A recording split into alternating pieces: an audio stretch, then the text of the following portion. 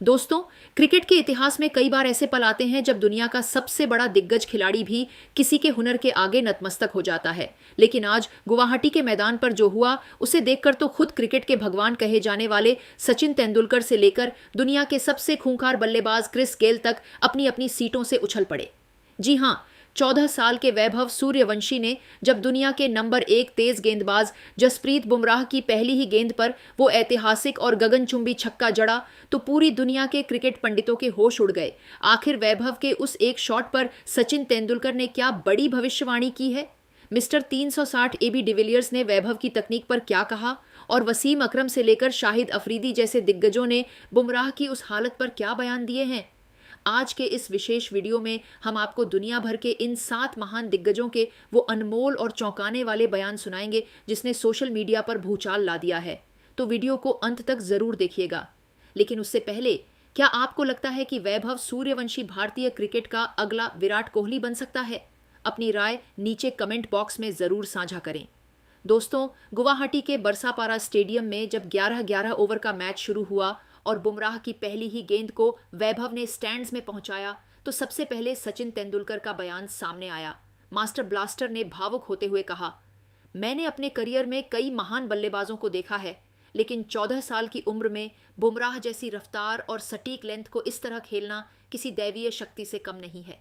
वैभव के उस शॉट में जो बैलेंस और फ्लो था, उसने मुझे मेरे शुरुआती दिनों की याद दिला दी। ये बच्चा सिर्फ टैलेंटेड नहीं है, ये क्रिकेट का अगला बड़ा अध्याय लिखने के लिए पैदा हुआ है। सचिन की ये तारीफ वैभव के लिए किसी वर्ल्ड कप मेडल से कम नहीं है।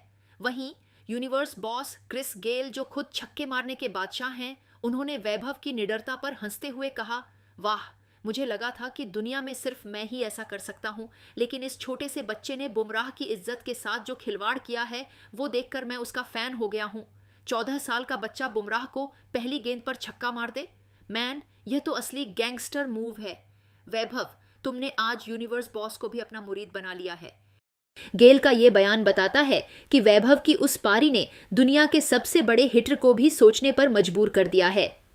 दक्षिण अफ्रीका के दिग्गज एबी डिविलियर्स ने वैभव की तकनीक का बारीकी से विश्लेषण करते हुए कहा, मैंने देखा है कि बड़े बड़े बल्लेबाज बुमराह की गेंदों के सामने अपने पैर नहीं चला पाते, लेकिन वैभव का वो बैकलिफ्ट और शॉट पूरा होने के बाद का फॉलो थ्रू एकदम वर्ल्ड क्लास था।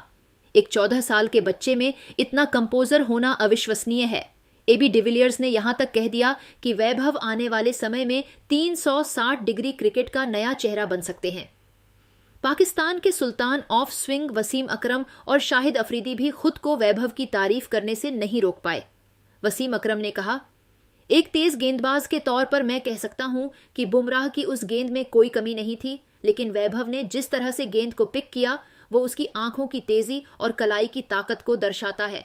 यह बच्चा डेंजरस है। वहीं शाहिद अफरीदी ने कहा, इतनी छोटी उम्र में इतना बड़ा छक्का, यह देखकर मुझे अपना 37 गेंदों वाला शतक याद आ गया।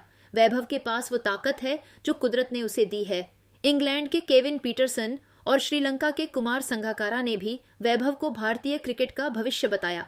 पीटरसन ने कहा, आईपीएल का असली मकसद यही है, हीरे की तलाश।